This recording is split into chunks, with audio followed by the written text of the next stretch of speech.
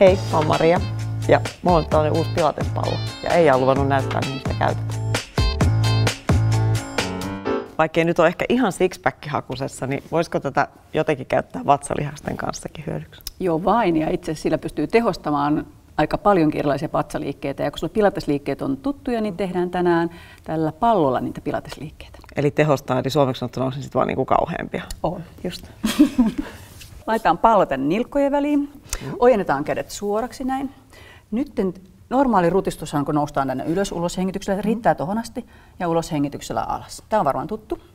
Ja nyt tietenkin tässäkin voi jo puristaa näin, mutta tämä ei ole se varsinainen liike. Vaan varsinaisessa liikkeessä, nyt kun sä nostat ylös, ylävartalossa ojennatkin jalat tänne sen verran sopivaan asentoon. Aluksi voi olla vaikka vähän koukussa. Näin. Ja sitten laske ulos sisähengityksellä alas. Miksi se hengityksen suunta on olla? Kuitenkin silloin, kun puhalletaan ulos, niin silloin saat kunnolla täältä ne sisemmätkin vatsalihakset töihin. Ja sitten taas sisäänhengityksellä, missä myöskin tuet sitten selkärankaa, että se tulee hallitusti alas.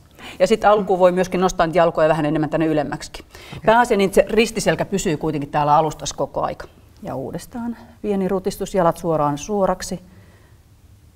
Huomaat, että täällä tehdään jotain ja puristat täältä myöskin ja alas. Se on mun todistaja, katso. Kyllä, täällä tapahtuu jotakin. Huppaa!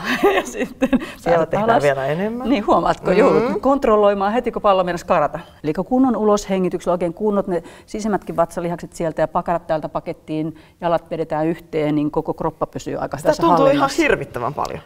Sitten teemme toisen vatsaliikkeen ja laitetaan pallo tänne lantion alle. Ja semmoinen, että sulle tulee niin varma olo. Kädet voi olla semmoinen vähän leveämmällä ja kämmenet auki niin, että saat tukea sit maasta vähän. Sitten tehdään niitä, avataan jalkoja täältä vähän auki. Laitetaan joko pelkät kantapäät yhteen tai jalkapohjat yhteen. Kumpi tuntuu luotevammalta. Sen verran auki, mikä tuntuu sillä lailla, että siinä on hyvä olla. Tässä ei ole kauaa kuitenkaan. Sitten hengität sisään ensin, keuhkot täyteen. Ulos hengityksellä ojennetaankin jalat tänne suoraksi. Ja sisäänhengityksellä vedät jalat koukkuun ja taas auki. Siellä pieni rentoutus ja uloshengityksellä napa sisään ja ojennat jalkoja tänne pitkälle. Vähän alemmaksi, jos tuntuu okolta. Ja sitten hengität sisään, avaat jalat. Tässä on pieni lepovaihe ja taas uloshengityksellä hallitusti alas. Ja huomaatko, tuo pallo on vähän tämmöinen kiikkerä, joutuu tekemään enemmän töitä. Sisäänhengityksellä koukkuun. Uloshengityksellä voit laittaa jalkoja vähän alemmaksi, jos tuntuu. Mä nousen ylös. Joo. Ja sieltä sisäänhengitykseltä. Ja sitten jos vie jalkoja taas vähän ylemmäksi, niin se on vähän niin kuin helpompi toisaalta tehdä.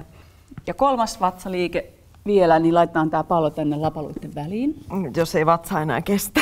Kyllä se varmaan vielä tämän kestää, kun tämä tuntuu vähän eri lihaksista taas. Just. Eli nyt me ollaan tehty vähän ylävatsaa, alavatsaa ja nyt tehdään vähän vinoille vatsoille liikettä. Välivatsaa.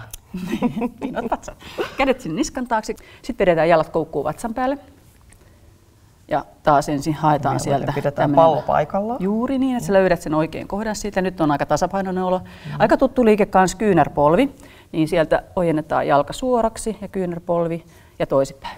Ja nyt kun tuo pallo siellä vähän liikkuu, niin se joudut vähän enemmän tekemään töitä kuin normaalisti kyynärpolviliikkeessä. Uloshengityksellä tähän sisäänhengitysväliin ja uloshengitys. Eli vähän rytmikkäämmät hengitykset ja aina uloshengityksellä kuitenkin taas sitä napaa sinne selkärankaan. Jalat ojentuu niin alas, kun tuntuu okolta. Siellä kuitenkin ristiselkä on siellä tuettuna. Ja kyynärpäät auki. Ei tarvitse olla hirveä vauhti päällä, vaan mieluummin taas keskittyy siihen liikkeeseen. Ja oman hengityksen tahdessa tarkoitus, että oikein ponnekkaasti puhallat ulos ja hallitset tämän keskivartalon. Jalat ojentuu niin alas, kun tuntuu okolta. Siellä kuitenkin ristiselkä on siellä tuettuna. On se, kyllä sä haet sitä balanssia koko ajan enemmän ja huomaat heti, että jos sä niin kun et skarppaa, niin kyllähän se pallo sieltä kertoo, että... Eli nyt sulle tuli hyötykäyttöä tälle pallolle paremmin? Tuli hyötykäyttöä pallolle.